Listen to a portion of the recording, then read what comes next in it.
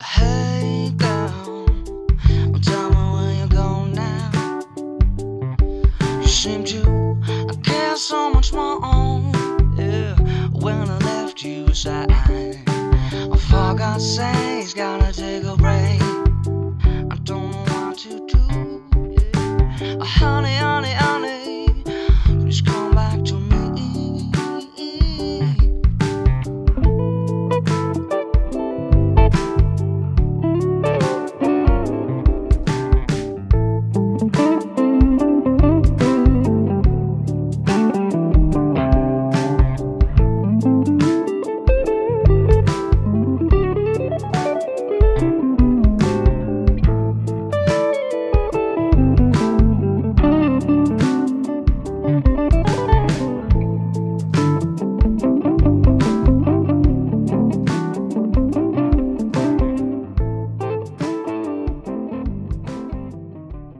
Hey guys, you have asked me how I create my guitar sound that I'm using for my instructional videos. So that's why today I'm going to give you a lesson about how you can achieve a cool neo soul guitar sound.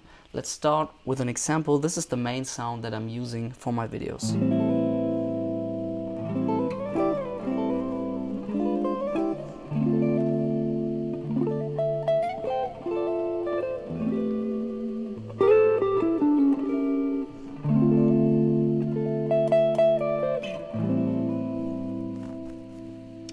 So I'm using Logic because I think Logic is just a really easy program, really easy to handle. And the guitar program that I'm using, the plugin, is called Bias Amp.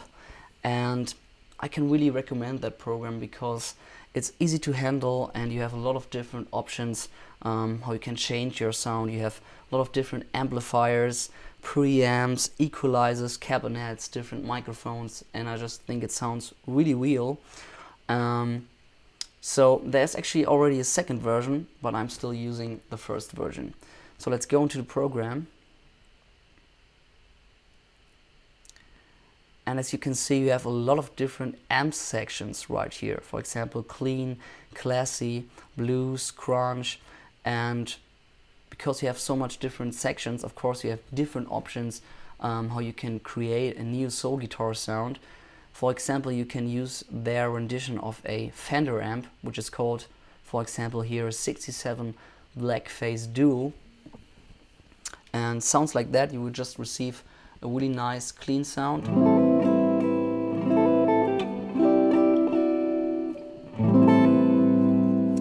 But my go-to amp is actually their rendition of a AC30, or at least it looks like an AC30 to me, so I think it's their version of an AC30, which is called a 66 British TB30. And this is how it sounds from the scratch without changing anything.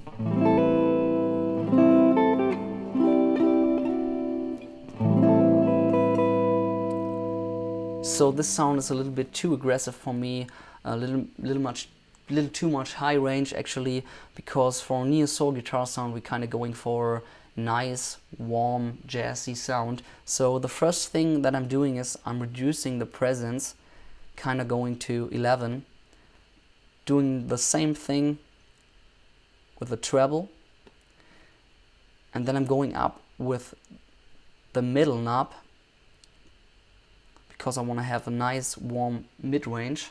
Kind of go to 3 o'clock, and I'm actually as well going up with the gain kind of to in between 3 and 4 o'clock, just to give it a more amp character, just to have a more real sound. Sounds like this.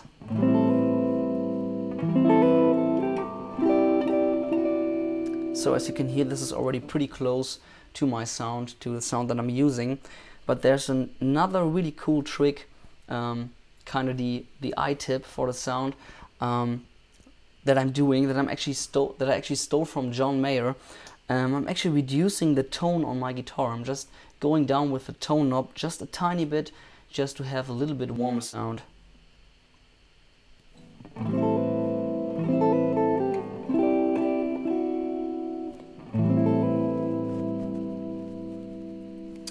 So and the last thing that you actually need for that sound is just a nice reverb.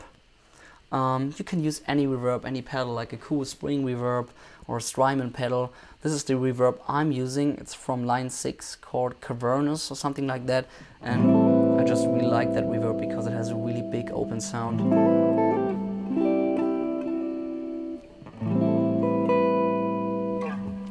Let's finish off with the last really cool trick that I'm doing. For example, if I want that the guitar sounds a little bit more lo-fi, or if I want it to be a little bit more back in the mix or something like that. You hear it in a lot of tracks that the guitar kind of sounds a bit boxy or something like that. And you have a really great plugin that comes with Logic, which is called the Space Designer. And you have a section which is called Warped Effects, and there you have different speakers, and so there you have just different options to create something like a lo-fi or more boxy sound. Let's go with a tiny phone, and this is how it sounds.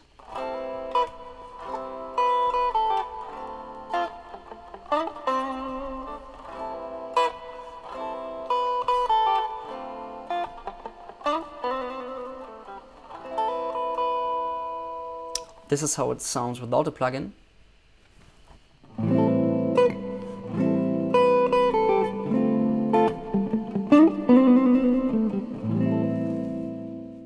I really hope you liked that lesson, and if you want to see more videos like that, then feel free to subscribe to my channel.